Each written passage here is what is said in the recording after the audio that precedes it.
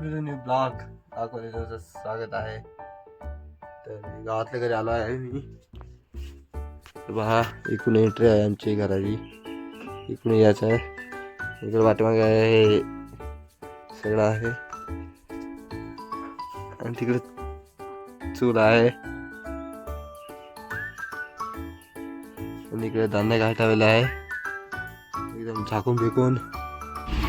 गाडी कोणी आणले? हा यार कोणी आणले?